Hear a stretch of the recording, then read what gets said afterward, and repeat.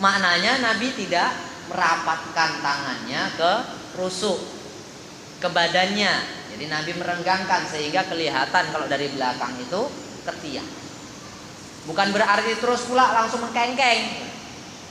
Mengkengkeng itu dibuka lebo-lebo sampai orang samping pun nengok bisa.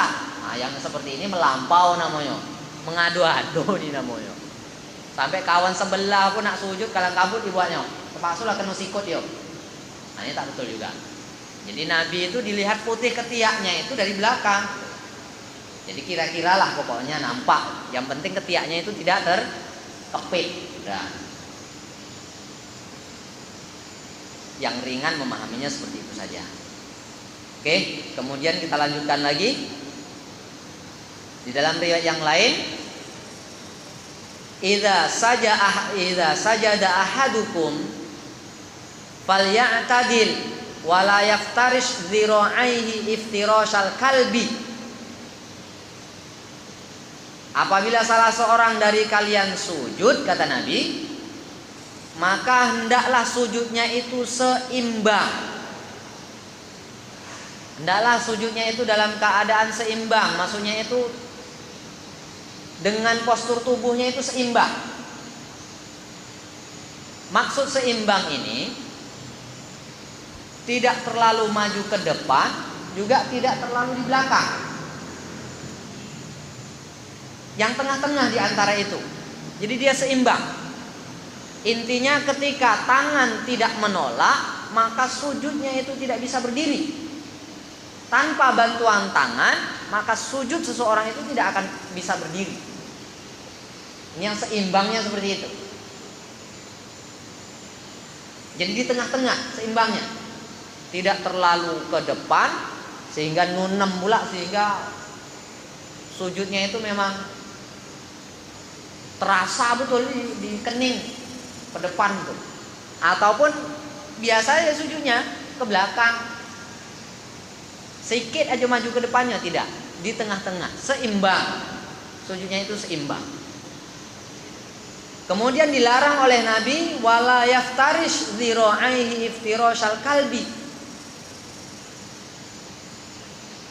Jangan menelungkupkan kedua tangannya seperti menelungkupkan seekor anjing, seperti anjing menelungkupkan kedua tangannya. Maknanya ketika sujud, tangan kita ini dari ujung jari sampai ke siku diletakkan semuanya di lantai. Ya tengoklah kalau anjing itu duduk macam mana. Ya semuanya dilepak dekat bawah. Kata Nabi jangan buat macam tu. Jadi perintahnya berarti harus diangkat sikunya itu. Sikunya harus diangkat.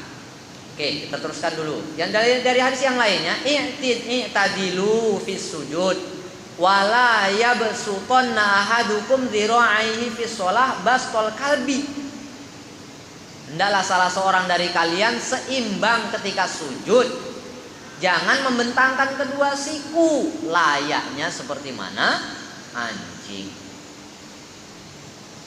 Jadi ini hadis ini mirip juga dengan hadis tadi. Jadi perhatikan betul-betul ketika sujud. Jangan sampai siku itu menempel ke lantai. Diangkat. Karena Nabi memerintahkan amara biwad'il yadain wa nasbil qadamain. Jadi kata Sa'ad bin Abi Waqqas dari bapaknya, sungguhnya Nabi itu memerintahkan untuk meletakkan kedua telapak tangan.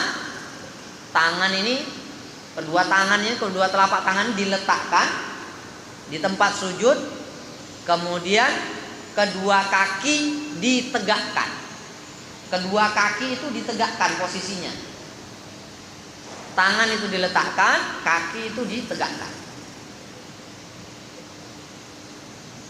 Ya macam mana kalau umpamanya bengkok sikit? Nah, bengkok sikit pun jadilah. Yang penting, yang paling minimal, yang penting ini jari-jari kakinya itu sebelah telapak kakinya terkena, ataupun ujung jari kakinya itu kena tempat sujud, kena lantai. Tapi kalau dia meluruskan kakinya, Sehingga yang terkena itu punggung kakinya, bukan telapak kakinya, tapi punggung kakinya yang terkena. Yang ini tidak mau. Mesti diperbaiki yang seperti itu. Jadi kakinya diluruskan, tangannya diletakkan. Jadi telapak tangannya diletakkan di tempat sujud. Di dalam riwayat yang lain diterangkan lagi, idza raka'a Anil Barra bin Azib qala kanatis sholatu Rasulillah sallallahu alaihi wasallam idza raka'a wa idza rafa'a ra'sahu minar ruku' wa idza sajada wa idza rafa'a ra'sahu minas sujud qariban minas sawa. Nabi itu ketika sujudnya, ketika rukuknya, ketika i'tidalnya mirip panjangnya. Lamanya itu sama-sama, lebih kurang. Jadi Nabi itu ruku, i'tidal, sujud, duduk di antara dua sujud, lamanya itu hampir-hampir sama.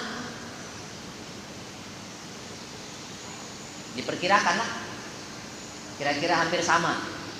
Rukuknya berapa? Kalau membaca rukuknya 3 kali, subhana rabbiyal azimi wa bihamdi atau subhana rabbiyal azimi, kemudian sami Allahu liman hamidah dibaca dengan rabbana lakal hamdu minus samawati wa minul ardi wa minul masyitan syai'in ba'du. Seimbang tuh dengan yang 3 kali tadi. Begitu juga ketika duduk di antara dua sujud namanya rabbil firli warhamni wajburni warfa'ni warzuqni wahdini wa'afini wa'fu anni. Seimbang. Jadi ulama menyusun doa-doa yang seperti ini menyeimbangkan.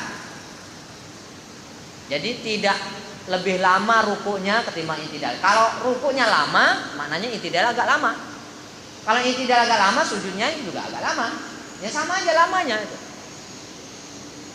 Nah, diperkirakan seperti itu, disampaikan oleh sahabat-sahabat bahwa Nabi itu rukuknya, i'tidalnya, sujudnya, duduk di antara dua sujudnya sama-sama, lebih kurang panjang.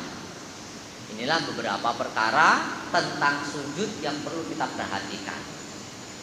Jadi sujud ini akan mengangkat derajat seseorang manakala sujud yang dikerjakannya itu dengan baik, dengan betul. Seperti yang disabdakan oleh Nabi sallallahu alaihi wasallam. Hadatsani Ma'dan qala laqitu Sauban maula Rasulillah sallallahu alaihi wasallam faqultu akhbirni bi amalin a'maluhu yudkhiluni Allahu bihil jannah au qala qultu bi ahabbil a'mal ila Allah fasakata thumma sa'altuhu tsalitsah faqala sa'altu an dzalika Rasulullah sallallahu alaihi wasallam faqala 'alaika bi kathratis sujud lillah fa innaka la tasjudu lillah sajdatan illa rafa'akallahu biha darajatan wa hatta 'anka biha khati'atan. Hamba sahayanya Nabi sallallahu alaihi wasallam yang namanya Sauban radhiyallahu anhu telah bertanya kepada Nabi, "Ya Rasulullah, kabarkanlah kepadaku amal yang menyebabkan Allah masukkan saya ke dalam surga."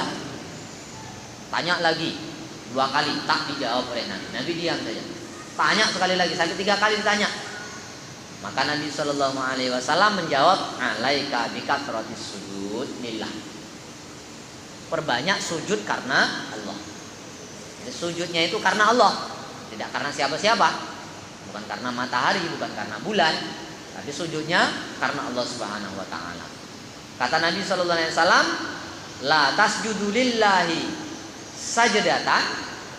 Tidaklah seseorang itu sujud karena Allah sekali sujud illa rafa'akallahu biha darajatan. Allah akan angkat baginya 1 derajat. Wa hatta 'anka biha khati'atan, akan dihapus 1 kesalahan.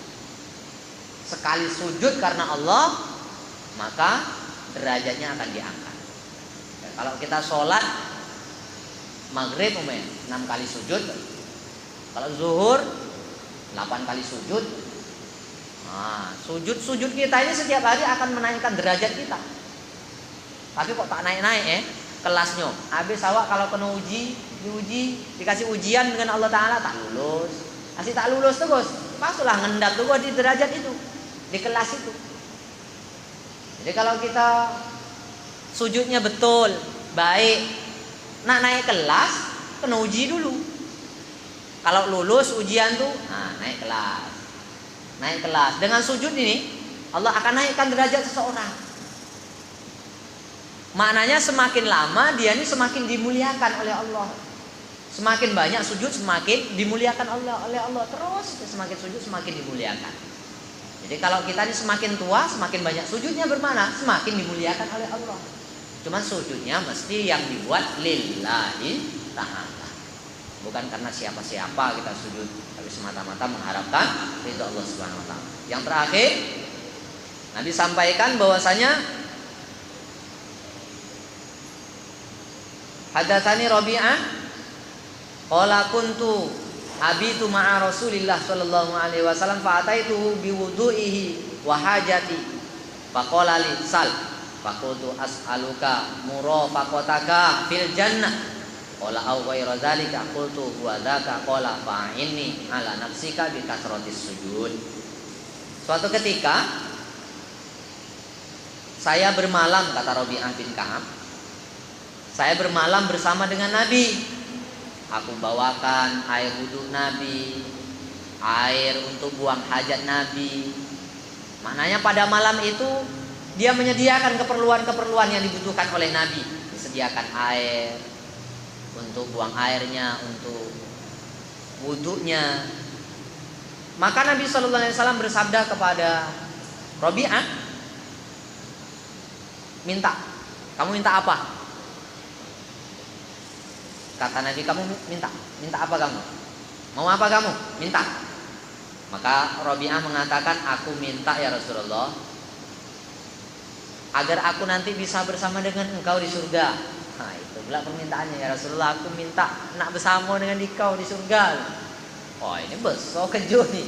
Kata Nabi SAW, bantu aku dengan memperbanyak sujud. Dengan kamu memperbanyak sujud. Maknanya Rabi'ah ini akan bersama dengan Nabi kalau dia memperbanyak sujud. Jadi memperbanyak sujud ini mendekatkan surga kita kepada Rasulullah SAW.